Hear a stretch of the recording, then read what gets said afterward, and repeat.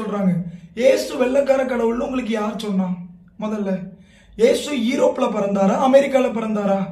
ஏசு யூரோப்லயும் பிறக்கல, அமெரிக்காவிலையும் பிறக்கல. ஏசு பிறந்தது ஏசியால. ஏசியா எங்க இருக்கு? ஏசியால பிறந்தாரு.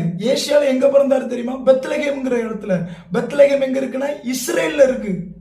ஏசியால தான் இயேசு பிறந்தார். இயேசு வெள்ளக்கார கடவுள் கிடையாது. இயேசு எல்லா உலகத்திலேயே நடுவுல பிறந்திருக்காரு. இஸ்ரேலுக்கு பெத்லகேம் தான் சென்டர், ஜெருசலேம் தான் சென்டர். அங்க பிறந்திருக்காரு. அர்த்தம் உலகத்துக்குரியவர், எல்லாத்துக்குரியவர்னு சொல்றாரு. அதே மாதிரி என்னொன்னு தெரியணும், நம்ம நினைக்கிற மாதிரி இயேசு முதல்ல அறிவிக்கப்பட்டது, இயேசு மரித்து உயிரோடு எழுந்த செய்தி முதல்ல வெள்ளக்காரனுக்கு தெரியாது. முதல்ல எங்க யாருக்கு தெரியுமா தெரியும்? இந்தியாவுக்கு தான் தெரியும். இந்தியாவில் உள்ளவங்களுக்கு தான் தெரியும்.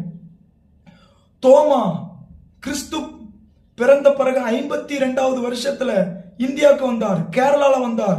நீங்க போய் ஹிஸ்டரிய வாசிங்க. முதல்ல அவர் இயேசுவை பத்தி சொன்னார் இங்க வந்து.